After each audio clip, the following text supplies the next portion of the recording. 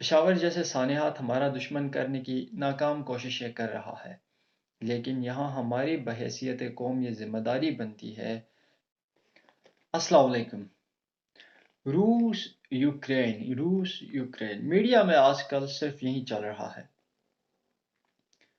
روس Ukraine NATO, یہ ماجرا کیا ہے؟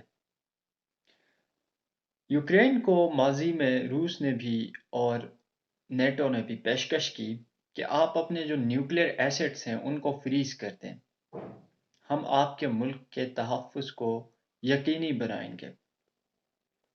یوکرین نے ان کی بات مان لی اور جو نیوکلیئر ایسٹس تھے، جو نیوکلیئر ہتھیار تھے، ان کو ختم کر دیا۔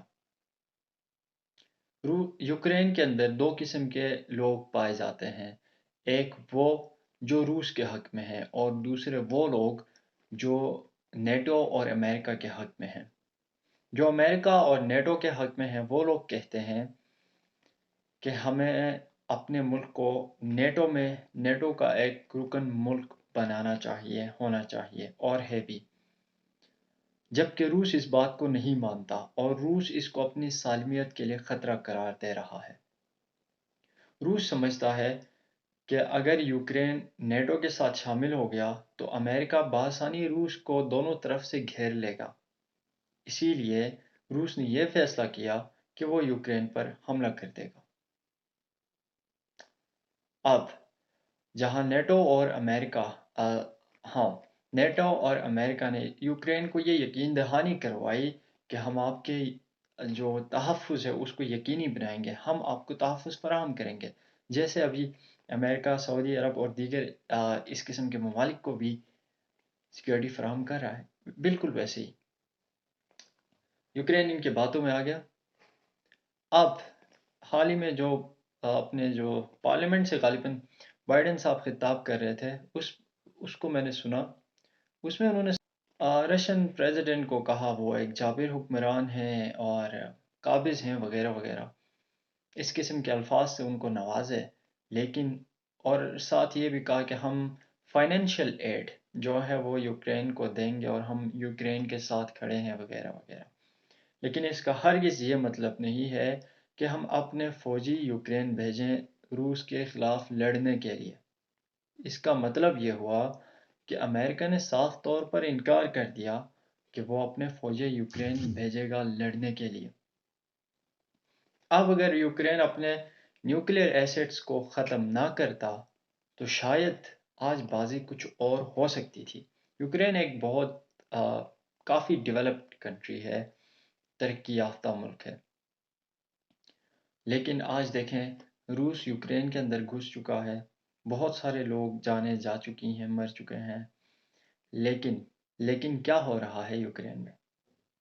یوکرین کا صدر کبھی کسی سے مدد مانگ رہے ہیں، کبھی کسی سے مدد مانگ رہے ہیں، لیکن ہر ایک نے ہاتھ کھڑے کر دیے ہیں، کوئی ان کا ساتھ نہیں دے رہا ہے۔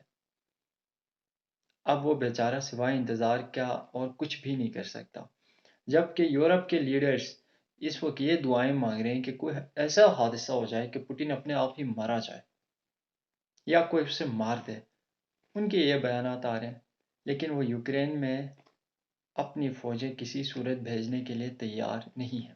وہ تیار کیوں نہیں ہے یہ بھی بتاؤں گا پھر کبھی، لیکن فی الحال جو بات میں آپ کو بتانا چاہتا ہوں وہ یہ ہے کہ اس قسم کے پیشکش ہمارے ملک پاکستان کو بھی ایک بار نہیں متعدد بار کی گئی کہ پاکستان کی سیکیورٹی کی ذمہ داری ہم لیں گے، لہٰذا پاکستان اپنے نیوکلیئر ہتھیاروں کو ختم کر دے، اور یہ جو نیوکلیئر پاور پلانٹس ہیں ان کو اپنے فائدے کے لیے، اپنے ملک کی ترقی کے لیے، انرجی پروڈیوس کرنے کے لیے استعمال کریں۔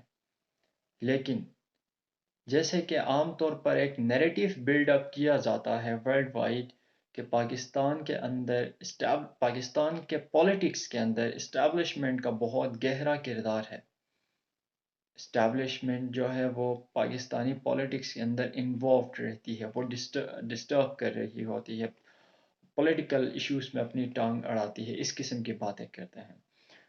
ہوتا یہ ہے بیک ڈور چینلز پر ہمارے حکمران اس قسم کی باتوں کو وہ ایکسیپٹ کر رہے ہوتے ہیں کیونکہ اس میں وقتاً آپ کو فائدہ ہوتا ہے، لیکن آپ اپنے سالمیت کو خطرے میں ڈال کر اس قسم کے ڈیسیجنز ایکسیپٹ کر رہے ہوتے ہیں، جیسے کہ ابھی یوکرین نے کیا ہے۔ تو ہمارے سیکیورٹی اداروں نے اس قسم کی سازشوں کو ناکام بناتے گئے، جس کے بعد دنیا بھر میں مختلف قسم کے پروپیگنڈے کیے گئے کہ پاکستان کی اسٹیبلشمنٹ ملک چلا رہی ہے۔ حقیقی معنوں میں ملک چلا نہیں رہی ہے، بلکہ ملک بچا رہی تھی۔ تو دشمنوں نے یہ پروپیگنڈے کرنا شروع کر دیا کہ اسٹیبلشمنٹ ملک چلا رہی ہے۔ اب ہمارا دشمن، ہمارا ملک یقینی طور پر الحمدللہ سے محفوظ ہاتھوں میں ہے۔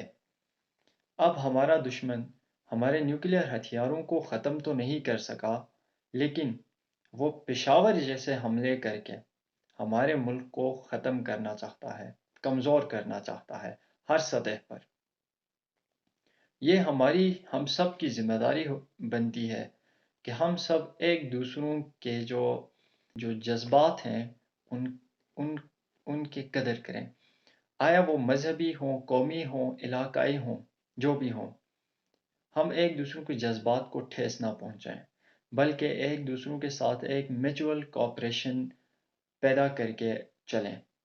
اس میں ہمارے بھی، نہ صرف ہماری بلکہ ہمارے ملک کی بھلائی ہے۔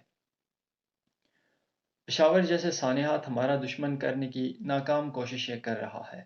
انشاءاللہ ہمیں امید ہے کہ اس قسم کے دھماکوں کے پیچھے جو بھی سازشیں کرنے والے لوگ ہیں ان کو بہت بڑا سرپرائز دیا جائے گا، لیکن یہاں ہماری بحیثیت قوم یہ ذمہ داری بنتی ہے ایک دوسروں کے اوپر کیچڑ نہ اچھالیں، بلکہ اس قسم کے سانحات ہونے پر ساری قوم کو چاہیے کہ ایک آواز ہوں اور اپنی سیکیورٹی فورسز کا ساتھ دیں تاکہ اس قسم کے سانحات آگے سے اور نہ ہو سکیں۔ اگر ہم سب مل کر اس کے لیے آواز اٹھائیں گے تو جو ذمہ داران ہیں وہ پکڑے جائیں گے، وقت پر کام ہوں گے، کسی میں ضرورت نہیں ہوگی کہ وہ ہمیں دھوکہ دے سکے۔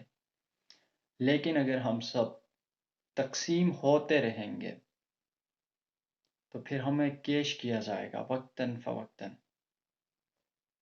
جس طرح ابھی ہم ہو رہے ہیں۔ سانحات ہوتے ہیں، پکڑا کوئی نہیں جاتا، قوم کے سامنے کسی کو نہیں لایا جاتا۔ اس کا ایک سب سے مین وجہ یہ بھی ہے کہ ہم لوگ مختلف گروہوں میں بہت بری طرح سے پھنسے ہوئے ہیں، ہم نفرتوں میں پھنسے ہوئے ہیں۔ ان نفرتوں کو ختم کرنا ہوگا، تب ہی ممکن ہے کہ اس قسم کے سانحات کے ہونے کے بعد لوگ پکڑے بھی جائیں گے۔ پاکستان محفوظ ملک ہے۔ سوچیں اگر یہ ایٹمک ہتھیار نہ ہوتے تو امریکہ اور بھارت، جو ہم سے 7 گنا زیادہ بھارت بڑا ملک ہے، اور امریکہ تو آپ جانتی ہیں کتنا بڑا ملک، وہ تو سپر پاور ہے، وہ کچا چبا گئے ہوتے پاکستان کو اب تک۔ تو کہیں نہ کہیں ان ہتھیاروں کا خوف ان کے دلوں میں ابھی بھی زندہ ہے۔ تو ہمیں چاہیے کہ ہم ٹرسٹ کریں اپنے ملک کے ان خفیہ طاقتوں پر جو اس ملک کے دفاع کے لیے رات دن کوشاں ہیں، کام کر رہے ہیں، اور دعائیں کریں۔ اللہ حافظ۔